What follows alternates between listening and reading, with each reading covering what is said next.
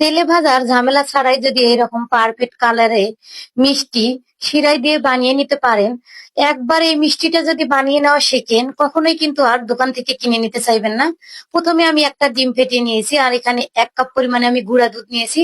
আর ছোট্ট একটা measurement cup দিয়ে আমি সামান্য ময়দা কিছু নিয়েছি, সামান্য বেকিং পাউডার দিয়ে ভালোভাবে কিন্তু আমি মিশিয়ে নিচ্ছি। এখন আমি শুকনো উপকরণগুলোর সঙ্গে ঘি মিশিয়ে নিচ্ছি। ছোট্ট একটা চামচ দিয়ে আমি 2 চামচ ঘি মিশিয়ে নিয়েছি। আপনাদের হাতের কাছে যদি ঘি না থাকে তাহলে কিন্তু তেল দিয়েও মিশিয়ে নিতে পারবেন। আমি এখানে একটি ডিম নিয়েছিলাম ফেটিয়ে, আর এই ফেটানো ডিমটা দিয়ে নিলাম।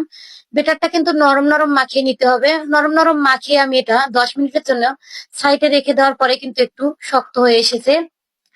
এখন প্রত্যেকটা মিষ্টি জানি একই সাইজের হয়, আমি কিন্তু গোল গোল করে সবগুলো ভাগ করে নিয়ে নিলাম। এখন হাত দিয়ে কিন্তু আমি লম্বা লম্বা শেপ দিয়ে আজকে লম্বা লম্বা মিষ্টি গুলো বানিয়ে নিব।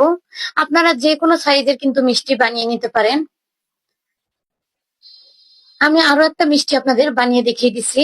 বিশ্বাস করেন, এইভাবে যদি ঘরে তুলতুলে স্পঞ্জিং মিষ্টি বানিয়ে নিতে পারেন, কখনোই কিন্তু আর বাহিরের দোকানে কিনতে যাবেন না ভুলেও।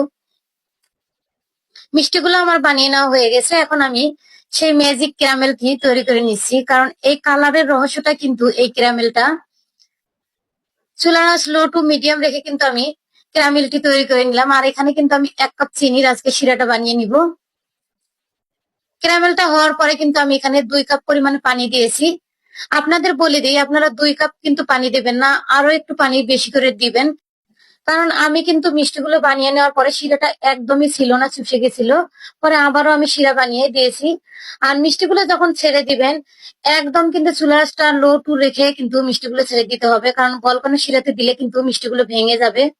কারণ আস্তে আস্তে কিন্তু জাল দিয়ে কিন্তু মিষ্টিগুলো তৈরি করে নিতে হবে। একদম যাতে চুলার আঁচটা লো টু মিডিয়াম থাকে। মিষ্টিগুলো দেখতেই পাচ্ছেন, এক একটা কিন্তু ফুলে ফুলে টইটুম্বুর হয়ে যাচ্ছে। আমি কিন্তু কখনোই বিশ্বাস করতে পারিনি যে এইভাবে শিরাতে কিন্তু মিষ্টি দেওয়ার পরে টইটুম্বুর হয়ে যাবে। মিষ্টিটাতে কিন্তু পারফেক্ট একটা কালার চলে এসেছে। আমি একটা কাঠি দিয়ে চেক করার মাত্রই কিন্তু আপনারা দেখতে পারলেন যে কাঠিটা কিন্তু একদম ভেতরে যাওয়া মাত্রই মনে হচ্ছে যে মিষ্টিগুলো ভেঙে যাবে। এখানে কিন্তু শিরাটা একদমই নেই। আমি যে প্রথমে বলেছিলাম একটু শিরা আবার আমি তৈরি করে নিয়েছি। মিষ্টিগুলো কিন্তু আমি চুলা থেকে নামিয়ে ঠান্ডা করে তারপর আপনাদের কাছে পরিবেশন করে দেখিয়ে দিব। এখন আমি এখানে একটি বিস্কিট নিয়েছি, আর বিস্কিটটা কিন্তু গুঁড়া করে নিচ্ছি।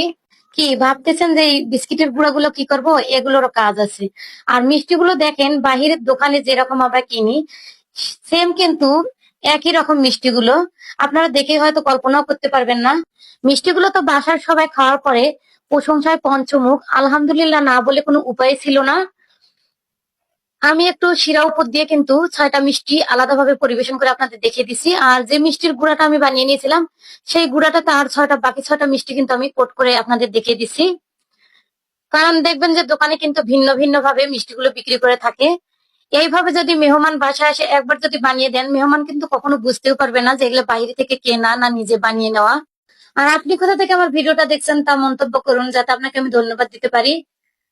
রেসিপি যদি ভালো লাগে শেয়ার করে দিবেন। আর মিষ্টি একটি আমি আপনাদের কেটে পরিবেশন করে দেখিয়ে দিচ্ছি, দেখুন কতটা নরম এবং স্পঞ্জি হয়েছে। সবাই ভালো থাকবেন, সুস্থ থাকবেন। আবার কোনো নেক্সট রেসিপি নিয়ে আপনাদের সাথে কথা বলবো। আজকের মতো এ পর্যন্ত। আল্লাহ হাফেজ।